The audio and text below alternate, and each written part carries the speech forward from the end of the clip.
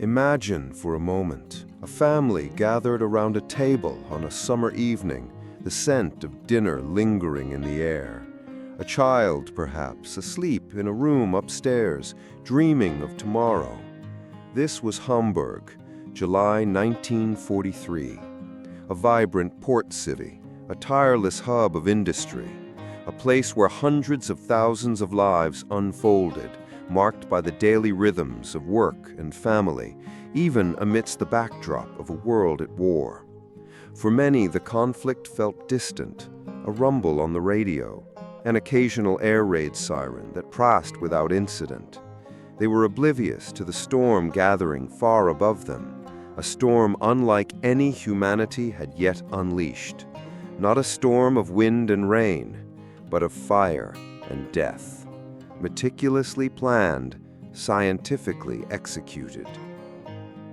For years, the great powers of the world had been locked in a death struggle, a Second World War of unimaginable scale.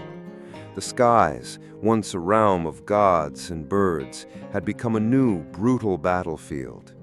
Strategic bombing, the audacious and still untested idea that a nation's will could be broken by striking its industrial heart, was being pushed to its terrifying limits. The Royal Air Force and the U.S. Army Air Forces, the spearheads of this doctrine, sought to cripple Germany's capacity to fight. Hamburg, with its sprawling shipyards, its bustling factories, its very lifeblood of wartime production, was marked. The question wasn't if it would be struck, but how to strike a blow so devastating that it would echo through the annals of history, a warning and a testament to the new face of warfare. The answer came not from bigger, more destructive bombs, but from something deceptively simple, yet utterly revolutionary. Strips of aluminum foil. They called it window.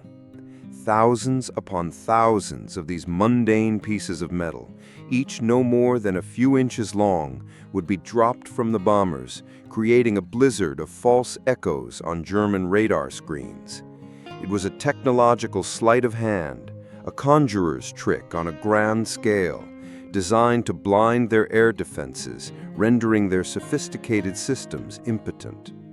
On July 24, 1943, the first waves of bombers took to the skies, their bellies full of incendiaries and high explosives, their path cleared by this almost absurdly simple innovation. The unsuspecting city below, bathed in the twilight of a summer evening, had no idea the gates of hell were about to open. What followed over the next few nights was not merely a bombing raid, it was an experiment in total annihilation, a terrifying demonstration of what modern warfare could truly achieve. As the bombs rained down, particularly the incendiaries, they ignited 1,000 fires that quickly coalesced. The sheer scale of the inferno created something new, something that defied the very understanding of destruction, a firestorm. This was not just a city burning, it was the city itself becoming a furnace. Imagine the heat, so intense it warped the very air. The conflagration grew so vast, so hungry, that it created its own weather system. A towering column of superheated air rose violently, pulling oxygen into the core of the blaze, generating hurricane-force winds. Try to imagine it, hurricane-force winds of fire, tearing through your neighborhood, your home, your very street. These winds ripped through the city, sucking in everything flammable, feeding the monstrous blaze. People seeking refuge in underground shelters, believing themselves safe, found a new, insidious terror. The firestorm consumed the oxygen, leaving tens of thousands to suffocate in the dark, hot confines of their supposed sanctuaries. Their last moments were not of flame or blast, but of a desperate, invisible struggle for breath.